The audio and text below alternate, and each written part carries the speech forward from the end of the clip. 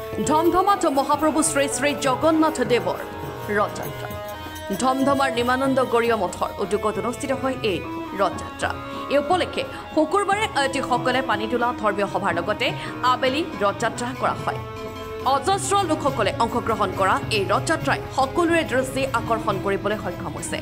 চাওঁ আহক জগন্নাথ ৰথযাত্ৰাৰ কিছু দৃশ্য।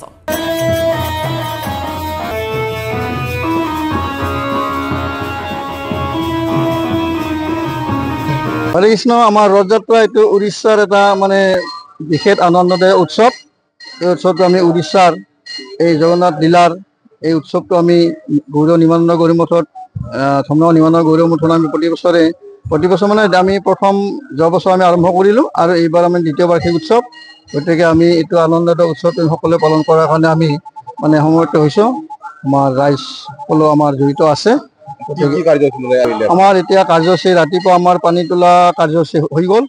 ইয়াৰ পিছত আমাৰ ধৰ্মসভা আছে। ধৰ্মসভাৰ পিছতে মহাপ্ৰসাদ বিতৰণ হ'ব। মহাপ্ৰসাদ পিছতে আমাৰ 3 বজাত ৰথ আমাৰ যাত্ৰা হ'ব। এইটো আমাৰ ৰথ এই অঞ্চলত মানে আমাৰ ঘূৰা হ'ব মোটামুটি 5 বজালৈকে। আৰু তেওঁ এই ৰথটো যাই আছে আপোনাৰ মাছিৰ বাৰী। তেওঁ মাছিৰ বাৰী হিচাপে আমাৰ পুনৰ নিমানন্দ গৌৰী মঠতে আমি মাছিৰ বাৰী সজাই তেওঁক আমি 8 দিন এওঁৰ মানে পূজা পাতল ভোগৰাগ আমাৰ হৈ থাকিব। ৰথযাত্ৰাত আমাৰ মানুহ সমাগম মোটামুটি আজি হয়তো 1000 বেছি হ'ব আৰু পিছতো আমাৰ মানুহ হৈ থাকিব। 8 দিন উৎসৱ কাৰ্যকালত মোটামুটি 3-4 হাজাৰ মানুহ আমাৰ হয়তো হ'ব। ধমধমাৰ পৰা নজৰুল হকৰ ৰিপৰ্ট N24 আছাম।